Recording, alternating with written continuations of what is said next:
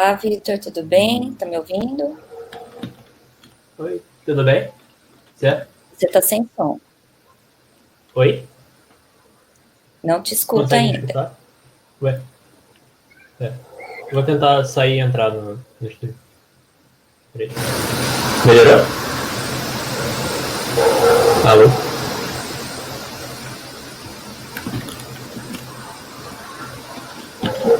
Você escuta, Belisa? Você escutou o Vitor? Fala alguma coisa, Vitor. Alô? Bom, talvez o problema seja comigo. Antes de começar, vou dar uns recados, que é para vocês usarem o Discord para fazer as perguntas, tá? Escreva a pergunta na frente, para que eu saiba que é uma pergunta e não que seja interação entre vocês que estão assistindo. Use a hashtag PaiBR2020 para as redes sociais. Então, eu vou apresentar o Vitor. Vitor é biotecnólogo, cursando sistemas de informação, trabalha como cientista de dados na Mendix, lidando com dados em bioinformática e sequenciamento de genoma. Atua em pesquisa pelo MIT e Fiocruz, Rio de Janeiro, onde usa machine learning para identificar potenciais fármacos para hepatite C. A palestra dele é reprodutibilidade e produtização de modelos preditivos em Jupyter Notebook. É com você, Vitor. Boa palestra. Obrigado. Valeu, Roberto. Bom, boa tarde, pessoal. Hoje eu vou falar um pouco sobre reprodutibilidade em Jupyter Notebook, que eu vejo como uma necessidade de produto e ciência na esfera de ciência de dados. Então, bem, começando por o que é um projeto de Data Science, né? O projeto de Data Science, em geral, em empresas, e isso é verdade para a maioria das empresas, funciona num esquema que a gente chama de CRISP. Embora a empresa talvez não oficialmente trabalhe com CRISP, em geral é o que se utiliza. O CRISP basicamente é o Cross Industry Process for Data Mining. E ele consiste em você ter uma etapa de entendimento do negócio, uma etapa de entendimento dos seus dados, para solucionar aquele problema, uma etapa de preparação dos dados que são necessários para solucionar aquele problema, né, para aquela modelagem, análise. A etapa de modelagem, efetivamente falando, que aí na modelagem pode ser um teste, pode ser uma análise, pode ser um modelo preditivo, meio de machine learning. E a etapa de avaliação dessa análise, desse modelo, onde você vai ter as métricas e, basicamente, você pode, talvez, voltar, dado o seu problema, para a etapa de entendimento do negócio, voltar para entender quais são os seus dados, preparar de novo os seus dados, tentar uma nova modelagem, etc. E, finalmente, quando você tem o seu projeto bem estabelecido, né, suas métricas bem estabelecidas, seu modelo finalizado, você vai para a etapa de deploy, que é onde você começa a gerar o valor para aquele modelo. Então, bem, nesse momento eu vou focar nessa parte de preparação de dados, modelagem, avaliação e deploy, que é onde, em geral, se tem maior problema de reprodutibilidade. Bem, então, como em geral funciona o desenvolvimento em Jupyter Notebook hoje em dia? Você tem seus dados em uma tabela, em arquivos, em uma página web, em um banco de dados. Então, seus dados eles estão em um local remoto, né, um local que você não consegue trabalhar com eles. Você extrai esses dados no processo de mineração dos dados. Então, esses dados agora estão na sua máquina, no seu ambiente de desenvolvimento. Você limpa esses dados, faz uma faxina bem grande desses dados em geral que a gente precisa fazer quando se diz dados. Esses dados limpos vão para uma etapa de modelagem, de uma análise, de geração de um dashboard, por exemplo, ou de modelagem mesmo para modelo de machine learning. Depois que você tem esse modelo consolidado, você avalia pelas suas métricas. Se esse modelo ou essa análise cumprir com as métricas que você espera, né, com o resultado que você espera, com a resposta que você quer encontrar, seja ela negativa ou positiva, você tem finalmente um deploy, onde o deploy é mais gerar valor do que efetivamente estar em produção, né, o que a gente chama. Então, nesse deploy, a partir desse momento, você tem o código sendo colocado no Git, por exemplo, e você tem magicamente os seus dados aparecendo do projeto de mineração para um deploy. Então, você tem seu modelo finalizado, etc., agora no final. Em geral, esse dado ele é processado de uma forma relativamente black box para quem está ali fora. O cientista de dados, em geral, minera, processa e entrega um modelo final. Né? Então, bem, isso tudo, em geral, é feito em um único Jupyter Notebook, né, na esfera de desenvolvimento, né, de ambiente de desenvolvimento. E, bem, isso gera alguns problemas, né? Então, esses problemas começam, por exemplo, nos seus dados. Então, como garantir que o mesmo processo de citação sempre vai recuperar exatamente os mesmos dados? Será que uma página web não pode mudar? Será que o dado que está em um banco não pode mudar, não pode ser alterado? Será que os seus usuários sempre vão gerar o mesmo comportamento de onde você está extraindo? Então, bem, isso já é um problema de reprodutibilidade inicial. Além disso, você tem dificuldade de reproduzir o modelo. E aqui eu não estou entrando na esfera de seed, por exemplo, de random seed, nem nada do tipo. Estou entrando na esfera realmente de você conseguir reproduzir o modelo com os dados originais e conseguir exatamente replicar o que um cientista de dados fez no seu processo de modelagem. Então, essa análise pode ser difícil de reproduzir, porque talvez o seu dado tenha sido processado de uma forma que você não consegue reproduzir anteriormente a onde você tem o modelo. Então, a sua métrica, em geral, fica difícil de reproduzir. A sua métrica fica difícil de você recuperar aquilo, conseguir iterar em cima daquela métrica, fazer validações, etc. Por isso, a gente joga fora a reprodutibilidade e a contribuição do seu projeto. Porque se um projeto é difícil de iterar em cima, se o projeto é difícil de reproduzir, é incomum que as pessoas queiram iterar em cima do seu projeto. Poxa, eu tenho uma ideia. Será que eu consigo testar essa ideia no seu projeto? Isso, em geral, costuma ser bem difícil quando você está lidando com um Jupyter Notebook. Então, isso acaba acarretando uma dificuldade de conseguir reproduzir aquele experimento, de conseguir contribuir com novas ideias, de iterar e pegar e botar a mão na massa mesmo, quando você não é a pessoa que de fato está desenvolvendo aquele projeto. Então, bem, a gente abre mão disso quando a gente trabalha nesse modelo como um Jupyter único, né?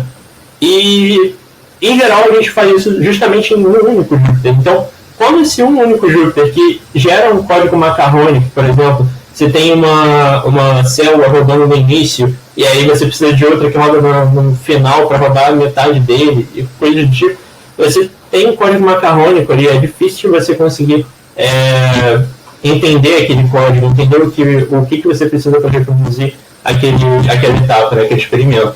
E além disso, o Jupyter, se você estiver treinando um modelo muito grande, né, um modelo muito pesado, o Jupyter pode morrer no meio do caminho, o kernel do Jupyter pode morrer no meio do caminho, e por isso você perde todo o seu dado que estava nesse Jupyter, né, ao longo do pré-processamento, da migração, etc. Para você recuperar esse dado, você vai precisar rerodar todo o Jupyter de novo, até a etapa que você estava.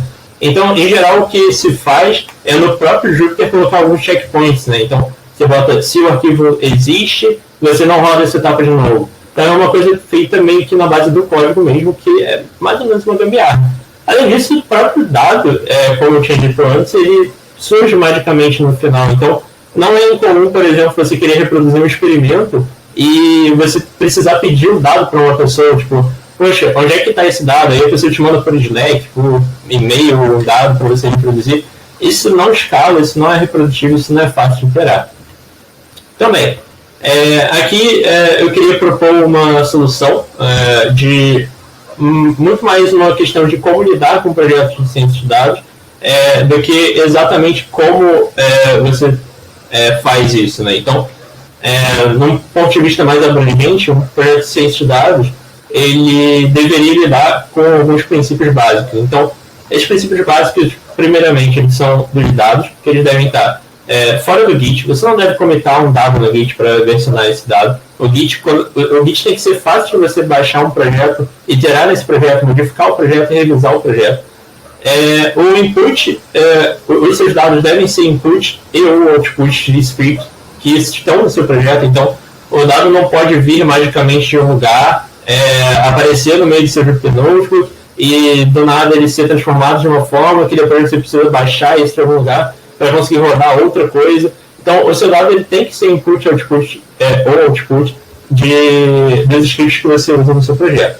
Esses dados têm que estar versionados, e de novo, fora do Git, eles têm que estar versionados de alguma forma que não seja colocando isso no seu controle de versão de código. E, bem, eles devem estar versionados relacionados ao seu código, né, porque como a etapa anterior diz, o seu dado é input ou output para algo, então eles devem estar versionados com esses scripts. Então, um script gera um dado e usa um dado, e esse dado deve estar versionado relacionado a esses arquivos, né, esses scripts, esses códigos. Eles devem estar de fácil acesso e visualização. E, bem, definindo o que é um dado nesse caso, dado é qualquer modelo, métrica, parâmetro e plot que você esteja utilizando no seu projeto. Então, se você tem um modelo de machine learning, ele é um dado. Se você tem uma métrica, é um dado. Se você tem um input, um scrapping, por exemplo, web scrapping, é um dado também. Que é o que a gente normalmente lida. Então, além disso, o seu código do seu experimento, né, do seu projeto, ele deve ser legível, fácil de modificar e de revisar. Ele deve ser testável, o que é uma coisa que, em geral, a gente abre mão quando a gente usa o Jupyter Notebook, a gente não consegue escrever testes para ele. E ele deve ser modular. Então, você tem que ser capaz de facilmente reaproveitar um código que você já escreveu para um experimento. E ele deve ser reprodutivo, então deve ser fácil de iterar para que pessoas possam contribuir com o seu projeto e reproduzir aquele experimento que você fez, aquela métrica que você teve. E, além disso, deve ser fácil de alternar entre experimentos. Então, por exemplo, poxa, eu testei uma hipótese, essa hipótese deu errado. O modelo de machine learning, o Random Forest, por exemplo, deu errado. Eu quero testar uma regressão logística. Você deveria poder, por exemplo, criar uma branch no Git, fazer o seu experimento com a regressão logística. Se você quiser voltar, isso ficou pior do que o Random Forest, é fácil você voltar para o experimento original. E vice-versa. Então, esses são os princípios básicos de um projeto de data science e que, em geral, a gente quer atacar. Bem, para você atacar isso com o Jupyter Notebook, o que eu venho propor aqui é usar uma outra ferramenta, que é o Data Version Control. Ele é basicamente um Git para dados. Como é que fica o seu projeto quando você usa o DVC, que é o Data Version Control? Basicamente, você divide o seu projeto em várias etapas, que é o que acontece em geral no único notebook, né? Então, você tem a etapa de pegar os seus dados, de pré-processar os seus dados, de splitar os seus dados entre treino, teste, validação, treinar um modelo, gerar um teste, por exemplo, e fazer a avaliação. Então, agora, em vez de um único Jupyter Notebook, cada etapa tem um script que é responsável por aquela etapa. E ela também gera um dado. Então, quando você pega os dados, né, de uma fonte original, você gera esse dado e salva localmente, para que você possa usar esse dado como input do pré-processamento. O pré-processamento vai pegar o dado não pré-processado, e vai gerar um dado pré-processado. Beleza. Aí agora seu split vai pegar o dado pré-processado e vai fazer um split em 3 dados, que são os conjuntos de treino, teste e validação. Você vai treinar um modelo, vai gerar um modelo, e você vai ter suas métricas na etapa de avaliação. E bem, isso tudo deve estar versionado em cloud, né? Deve ser fácil de você recuperar esses dados. E além disso, deve ser fácil de você ter um backup desses dados. Então, você pode versionar isso na Google Drive, que por exemplo, é os meus projetos pessoais, ou, por exemplo, num contexto mais de empresa, onde nós podemos versionar isso no S3, no Cloud Storage, no Azure, e em qualquer lugar que você queira versionar esses dados, em geral, deve ser no suporte. E bem, você usa o DVC basicamente para orquestrar isso tudo. Então, o DVC sabe qual etapa vem depois de qual e qual dado é necessário para cada etapa. E é basicamente assim que ele orquestra tudo. Ele sabe que, por exemplo, o dado não pré-processado é necessário para o pré-processamento. Então, o pré-processamento precisa rodar depois da etapa de pegar os dados não pré-processados. E o split precisa dos dados pré-processados. Então, você tem que vir depois do pré-processamento. O DVC vai basicamente organizar isso tudo baseado no que você fala que é input e output para cada etapa. E bem, o DVC também vai ser responsável por mencionar, poxa, o script, o Jupyter Notebook, por exemplo, que gera os meus dados não pré-processados, gerou esses dados. Esses dados estão em X lugar da nuvem. Então agora o DVC consegue saber qual dado foi gerado por qual código. Isso permite, por exemplo, se eu já rodei uma etapa, eu não preciso rodar essa etapa de novo. Se eu na minha máquina já rodei o pré-processamento, por exemplo, se eu quiser só treinar no modelo, eu não preciso rodar isso tudo de novo que vem antes do treinamento do modelo. Isso já está versionado em cloud. É só falar para o DVC, olha, DVC, eu quero partir daqui, eu quero treinar meu modelo. Então agora você pode só baixar os dados necessários para treinar o modelo. assim como outra pessoa fez no experimento dela. Você não precisa lidar com todo o delay, digamos assim, de começar um projeto, de você rodar todo o script, de pegar os dados, tanto que em geral é pesado. E, bem, isso permite uma maior flexibilidade. Por quê? Agora você tem o DVC orquestrando todas as etapas. Você pode, por exemplo, escrever o seu script de pegar os dados em um bash script. Você pode escrever o seu pré-processamento em Jupyter. Você pode escrever o seu split dos dados em Python. Você pode treinar um modelo em R. E você pode avaliar o seu modelo em Jupyter. Por exemplo, para plotar gráficos, métricas, etc. Mas vamos definir que a gente vai fazer o DVC orquestrar o Jupyter Notebooks, né? Porque é o propósito que a gente quer aqui. A gente quer manter a flexibilidade do Jupyter, a interatividade do Jupyter. Então, cada etapa vai ter um Jupyter próprio, só que a gente volta naquele ponto. O código do Jupyter é difícil de versionar. Por quê? O Jupyter é um HTML, no fim das contas. Então, se alguém já teve que revisar o código do Jupyter, já passou pelo momento em que você tem várias tags das células do Jupyter organizadas como HTML. Então, já tem até aberto um Jupyter sem querer no formato que parece um JSON. Então, é muito difícil de você versionar o Jupyter corretamente. Mas, bem, a gente vai deixar como o Jupyter sendo o script, né, para cada uma dessas etapas. Bem, só que para usar o Jupyter, justamente por ter esse problema, a gente vai usar um módulo Python para orquestrar o código que o Jupyter usa. Então, o Jupyter vai ser apenas uma interface para o módulo Python. Então, poxa, meu modelo é uma regressão logística. Você não vai definir que seu modelo é uma regressão logística no Jupyter, porque você quer ter versionado qual é o modelo que você usou, você quer ter fácil de revisar e de iterar em cima desse modelo que você usou. Então, você define o modelo que você está usando no seu módulo Python. No Jupyter, você vai importar esse modelo e vai treinar com os dados que você pré-processou. Pré-processamento também é feito em funções que estão no módulo Python. E aí fica muito mais fácil das pessoas conseguirem olhar o seu código, o que você está fazendo, o que você mudou. E bem, como é que fica a estrutura, então, no fim de todo esse processo? Você tem lá o seu pipeline, né, que é pré-processamento, pegar os dados não processados, fazer pré-processamento, splitar os dados, treinar o modelo. Isso tudo é alimentado por códigos que estão no módulo Python. Então, o seu módulo Python contém todo o código que é usado pelo seu pipeline. Tirando a parte mais de iterativa, né, de eu quero treinar o modelo agora, eu quero dar uma olhada nos meus dados, beleza, você pode usar o Jupyter para isso. E bem, os seus dados de cada uma dessas etapas estão mencionados na nuvem para permitir que você possa baixar esses dados facilmente depois e mencionar esses dados tranquilamente. E você tem o DVC orquestrando todo esse pipeline, versionando o código do módulo Python, versionando o código do Jupyter, versionando o dado local, versionando o dado em nuvem. Com isso você tem, então, o DVC fazendo esse versionamento remoto e fazendo um cache local para que você, mesmo que você já tenha rodado isso em outra máquina, etc., se você já rodou alguma etapa, mesmo que você não tenha comitado assim, nessa etapa, você pode ter um cache local, em que agora se o Jupyter morrer, por exemplo, se o kernel morrer, o DVC sabe que aquele Jupyter gerou aquele dado.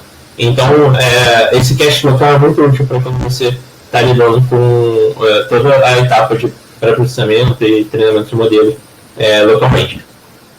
Então, no fim, o que é versionado mesmo no Git é o seu pipeline, escrito em um .yaml do DVC, que, para quem não conhece o YAML, é bem parecido com o JSON.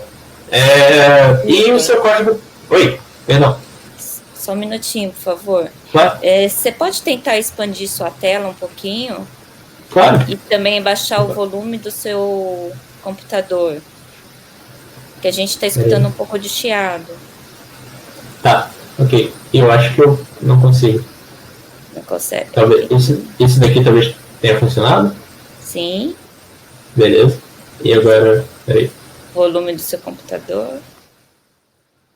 Melhorou. Tenta falar agora. Alô. Melhorou, gente?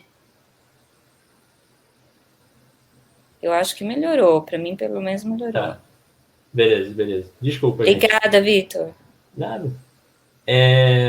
Então, bem, o seu código está versionado no Git. Isso é o que está versionado no Git. Não tem mais dado versionado no Git. Seus dados estão versionados em nuvem e o seu código está versionado no Git. Então, bem, só dando um apanhado geral de qual é o papel de cada uma dessas ferramentinhas que a gente está usando, desse compilado de coisas que a gente está usando para o nosso projeto de ciência de dados, para poder usar um Jupyter Notebook, para poder aproveitar toda a interatividade dele. Então, a gente tem todo esse conjunto de ferramentas, a gente tem o módulo Python cuidando sendo versionado pelo Git. Você tem o módulo Python sendo modular, então todo aquele princípio de você poder reutilizar o código, revisar o código, é feito pelo módulo Python. Agora você pode testar se seu modelo está funcionando, se seu pré-processamento está funcionando, que você testa o módulo Python. E é fácil de revisar e fácil de refatorar, porque você não precisa mais lidar com toda a dificuldade de olhar um Jupyter Notebook, entender como ele está funcionando, etc. Você pode olhar para o código e inserir no módulo Python diretamente. Bem, o DBC está fazendo uma orquestração de todos os estágios, então o que vem depois de cada coisa, qual dado é gerado por qual código, então ele versiona, né, o código relacionado ao dado, qual código usa, qual dado é gerado por qual código. Você tem o DBC fazendo um cache, tanto remoto quanto local, para você não precisar ter o retrabalho de sempre ter que rodar aquele script, aquele pipeline todo que, em geral, é pesado. Você tem o DBC permitindo experimentação, porque o DBC ele funciona muito parecido com o Git. Então, se você der um Git checkout, por exemplo, o DBC entende que você entrou em outra branch, ele vai pegar qual é o código daquela branch, qual é o código que está naquela branch, e vai baixar os dados que são relacionados àquela branch. Então, agora é muito mais fácil você experimentar modelos diferentes, porque se você quiser voltar para a branch original, é só você fazer isso via Git, que o DBC vai entender esse versionamento, esse novo estado do seu código. E bem, o Jupyter, que é o que a gente quer usar, né, em geral, que é usado por cientistas de dados, serve como interface para o módulo Python, para você não ter que ficar sempre tendo que rodar um Python script e coisas do tipo. Você pode iterar facilmente no módulo Python pelo Jupyter. É fácil de iterar em cima de plots, então você pode gerar os plots através do Jupyter, visualizar eles de forma bem fácil. E, por exemplo, se você usa uma ferramenta de plot interativo, tipo Plotly, Dash, etc., é bem fácil de você conseguir manipular esses gráficos dentro do Jupyter também. Então, o Jupyter serve para essa facilidade de interação, a rápida visualização de uma métrica, de um resultado, e uma regra que precisa ser cumprida nesse projeto, e ao meu ver em qualquer projeto, o Jupyter tem que ser rodado linearmente. Então, é necessário para que você consiga reproduzir um experimento que o Jupyter rode de cima para baixo, e não rodando uma célula no início, uma célula no final, uma célula na metade, para depois você continuar aquilo dali rodando de forma linear, né? Então, o seu Jupyter tem que ser sempre rodado linearmente. Bom, o Git vai servir como versionamento do código e uma revisão do seu código, além de todas as outras vantagens que a gente já está acostumado com o versionamento de código pelo Git. E o seu armazenamento de dados remoto, ele vai cumprir o versionamento dos dados, para que você possa baixar esses dados versionados e você consiga reproduzir isso de forma fácil, sem eu ter que te mandar o dado que está no meu Slack, por exemplo, via Slack. Vai servir para você ter um backup fácil desses dados, para que esses dados nunca sejam perdidos. Você tem espaço limitado, tudo bem que é pago, mas em geral o preço por gigabyte que você paga é bem baixo. Especialmente se você está com o Google Drive, você tem 15 GB ali já de cara livre para você versionar esses dados. E você tem, se você quiser, por exemplo, treinar um modelo muito pesado, como esses dados já estão versionados no seu banco de dados remoto, né, no seu armazenamento remoto, é muito fácil você baixar esses dados para você treinar um modelo, streamar os dados que estão em cloud para o modelo. Isso fica muito mais fácil porque você está com esses dados sendo armazenados remotamente, né? Sendo armazenados em geral próximo onde você vai fazer a computação. Então, dando um exemplo um pouco mais prático de como é que fica o projeto, né?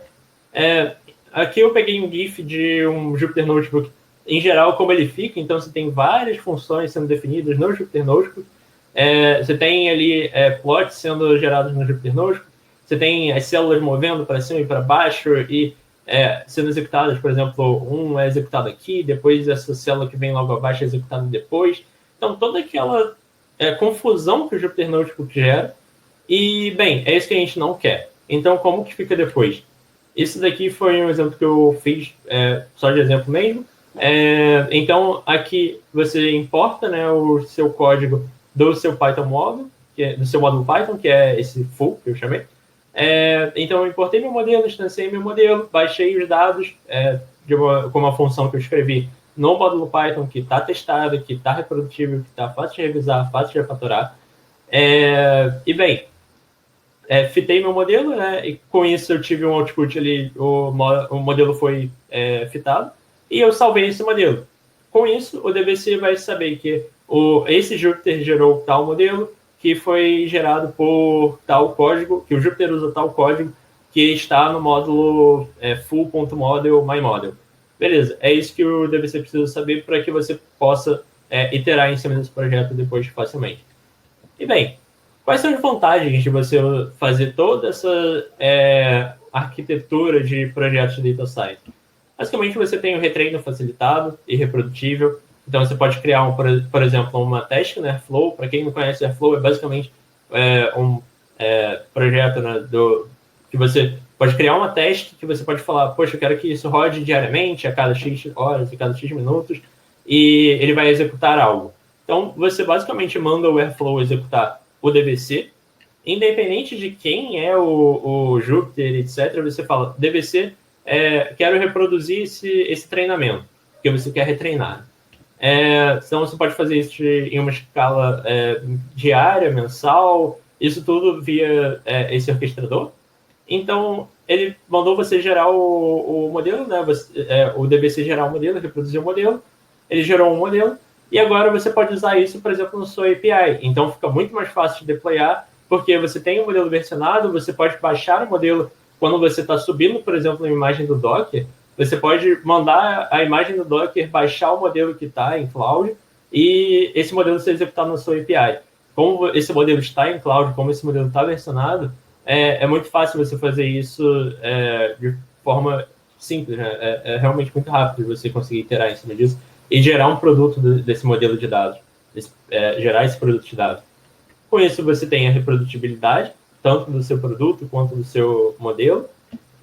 A manutenção, porque é fácil de você fazer a manutenção desse código, agora que esse código é testável, esse código é modularizado, é bem fácil você iterar em cima desse código e fazer a manutenção, caso algo dê problema.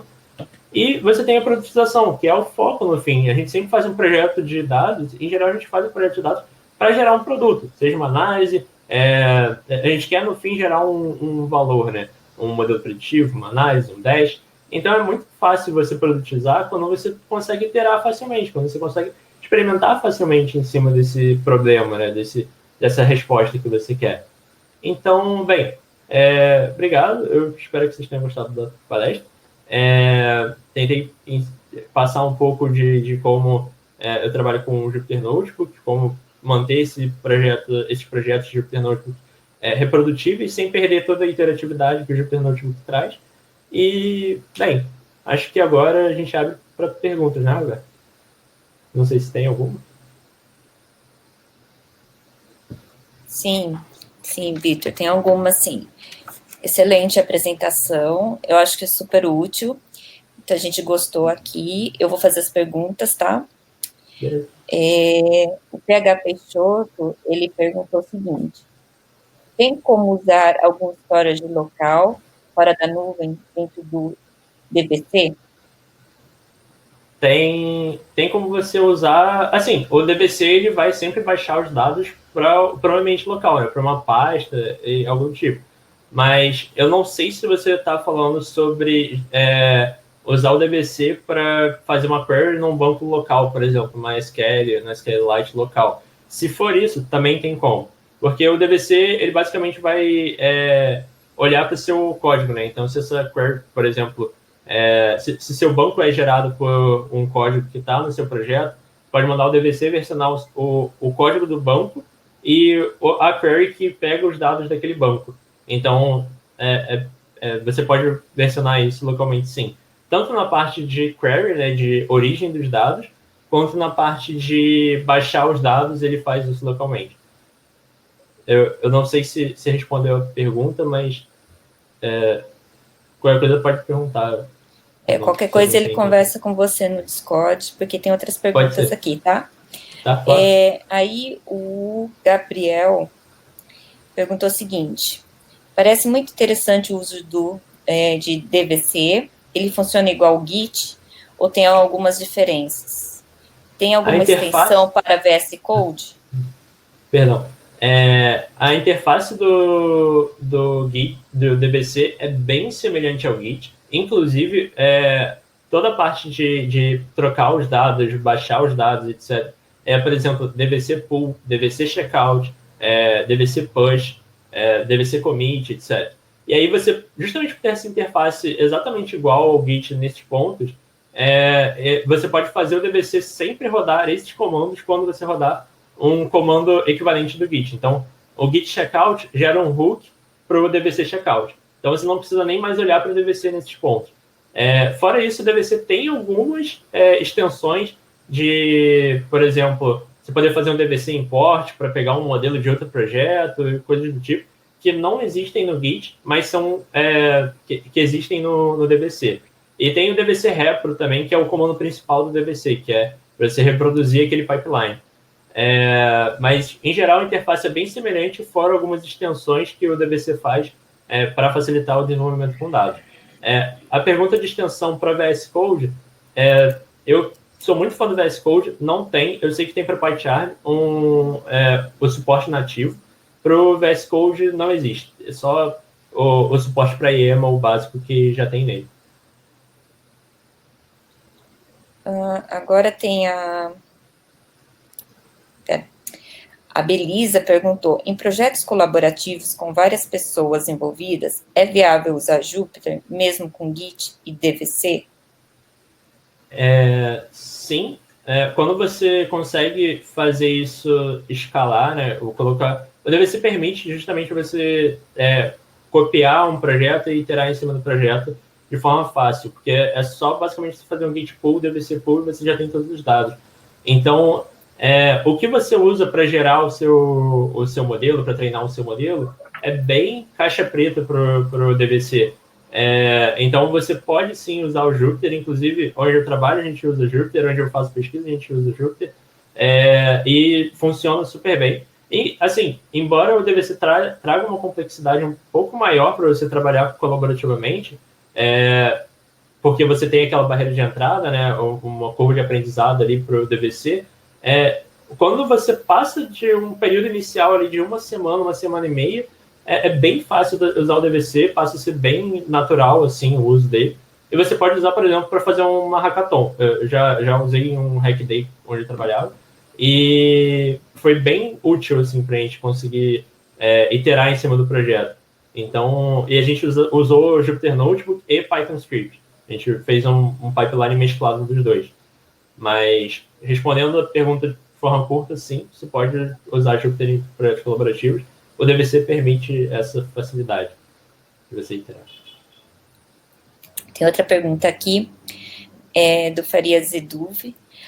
Você acha que o próprio cientista de dados deve ser responsável por esse controle de versionamento, modularização, deploy, ou isso deve ser atribuído a uma pessoa com conhecimento específico, tipo DataOps? Tá, essa pergunta é bem complexa, digamos assim, de responder, porque cada realidade de cada empresa é diferente. Mas, a minha opinião pessoal, o cientista de dados deve entender de deploy, deve entender de versionamento, principalmente versionamento. Então, até, assim, um background eu venho da área de biologia, que é uma área mais de bancada molhada, e todo experimento que você faz em ciência tem que ser reprodutível. Então, isso não é diferente para a ciência de dados. Você precisa poder reproduzir aquele experimento para validar aquele experimento, para que outras pessoas possam validar aquele experimento. Então, versionamento, com certeza. O cientista de dados precisa saber versionar os seus experimentos. A parte de deploy, teste, etc., acho que isso faz parte do desenvolvimento de ciência de dados. Deploy, eu acho que é uma parte um pouco mais peculiar. Você pode ter um machine learning engineer, um DataOps ali para fazer a parte de deploy, mas eu acho que, no mínimo, conhecer um pouco de deploy o cientista de dados precisa, e a parte de testes, etc., eu também acho que é importante o cientista de dados saber, porque, enfim, é como você garante que o seu experimento é reprodutível, né? Você precisa garantir que seu código funciona para ele ser reprodutivo. Tem mais uma pergunta aqui. Do PH Peixoto, de novo. Primeiro ele elogia, achei legal a palestra, parabéns. Será que você pode dar um exemplo usando o DVC para ler, armazenar dados em SQL local? Na empresa onde trabalho, eles têm muitas restrições em colocar dados em nuvem. Acho que é complementando aquilo que ele perguntou antes. Tá.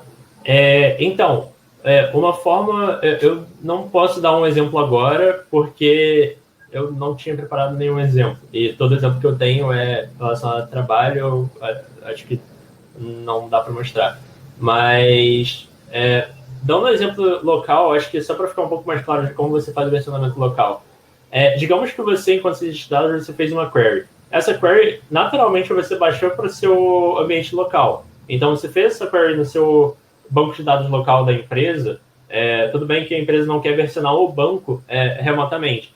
Mas, bem, se você tem esse banco de dados gerando... Você faz essa query nesse banco de dados da empresa, essa query gera um dado e você versiona esse dado. Então, o DVC, ele sabe que uma query X gerou um dado X. Então, esse dado está versionado. Você não precisa versionar o dado original, porque o dado que você gerou para fazer o treinamento do seu modelo está versionado. Mas aí, tentando de novo olhar para outra ponta, que é versionar, onde você coloca esse dado versionado, sinceramente, eu nunca lidei com o caso de você precisar versionar numa nuvem local da empresa, ou algo do tipo, mas se você... Eu acho que o DVC não tem suporte para um banco de dados local, né? Um cloud storage local, digamos assim. Mas se for um banco, mesmo um SQL, ele tem. Se for a outra ponta, com certeza ele versiona o dado que você gerou. A outra ponta, eu sinceramente não sei responder com exatidão, mas eu acho que você consegue lidar com isso, fazer um workaround para lidar com isso. Não me parece ser tão difícil se você tiver o código que coloca os dados no banco da sua empresa. Se você tiver isso, você consegue versionar via DVC. Mais uma pergunta aqui, do Afonso. Como realizar testes unitários com Jupyter Notebooks? Então, foi o que eu falei na apresentação. Você não vai testar o Jupyter, você vai testar o código que o Jupyter usa. Então, por isso que o Jupyter tem que ser o mais simples possível, o mais enxuto possível. Toda a sua complexidade de código, toda a sua lógica, etc., tem que estar no código do módulo Python. Ele tem que ser versionado por lá, para garantir revisão, etc., e justamente os testes. Então, os seus testes vão ser lá. O Jupyter ele é só uma interface, é só tipo, eu quero meu modelo, beleza. O modelo está no módulo Python, você importa desse módulo Python. Você testa o modelo no módulo Python. Todo teste unitário é feito no módulo Python, não no Jupyter. Por isso que o Jupyter precisa ser o mais simples possível. Além disso, você tem um teste que você faz que é rodar o DVC, digamos assim. Então, se o DVC está rodando, basicamente seu código está gerando todos os dados que você espera. Mas o teste unitário em si, do jeito que a gente conhece como teste unitário, é feito no módulo Python mesmo. E aí você pode testar as funções que o Jupyter usa direto, né? Pode fazer um teste end-to-end nas funções que o Jupyter usa.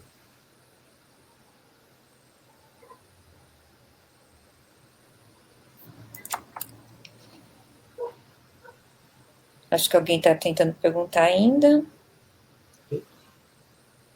Tá. Deixa eu passar a pergunta. O Afonso ainda pergunta, então eu deveria ter sempre os notebooks e os códigos Python como espelho? Por que não escrever apenas em Python? A vantagem de você não escrever apenas em Python é você conseguir iterar facilmente nele. Por quê? Você consegue, por exemplo, gerar um gráfico iterativo, você não precisa gerar um HTML que você abre no seu navegador para você conseguir iterar em cima daquele gráfico. O Jupyter permite você plotar os gráficos, por exemplo, direto no Jupyter. Permite você olhar o seu dado direto no Jupyter. Então, é mais por uma facilidade de ambiente de movimento do que, de fato, por o que é melhor. Eu, particularmente, eu gosto muito do Júpiter justamente pela interatividade. Eu acho que é o motivo pelo qual a maioria dos cientistas estudados usa o Júpiter. Então, é mais para você não perder essa interatividade que o Júpiter te proporciona. Tem outra pergunta aqui, do Farias Eduf. Ele diz assim, usar cerquilha por cento no VS Code meio que substitui o Jupyter Notebook? Cerquilha por cento. Ah, tá, no VS Code, né? Isso é o suporte do VS Code para Jupyter. Ele não substitui, assim, substitui do ponto de vista de interatividade, com certeza, mas você ainda está fazendo meio que um Jupyter no VS Code, né? Só a forma como o VS Code usa. O que eu recomendo, já tentei fazer isso em um ambiente colaborativo. Não é muito legal, porque se o fulaninho usa o VI, por exemplo, para programar, e ele usa VI e Jupyter, você acabou de gerar um problema para ele, porque agora ele só consegue rodar aquele Jupyter no VS Code, porque o VI, por exemplo, não tem esse suporte. Então, facilita na hora de interatividade, sim, mas não recomendo usar justamente por isso, porque você gera um problema de trabalhar com outras pessoas. E lembrando que no fim isso ainda é um Jupyter Notebook, só que é uma forma um pouco mais explícita que o VS Code tem de você conseguir olhar o código. Né? Ele não é mais um HTML, ele é um Python cheio de comentários, mas isso fica um pouco mais fácil de você olhar, mas ainda é a interface do Jupyter Notebook. A interface de interatividade. Obrigada, Vitor. Não tem mais perguntas por enquanto, mas eu acho que as pessoas podem conversar com você no Discord, sim, tá bom? Então, muito obrigada, foi muito boa. Nada. Bom, quem quiser me chama no Discord, pode me adicionar. Eu deixei meu LinkedIn aí na tela, se quiser me adicionar lá também, perguntar alguma coisa, fica à vontade. Mas, bem, é isso. O pessoal está agradecendo aqui.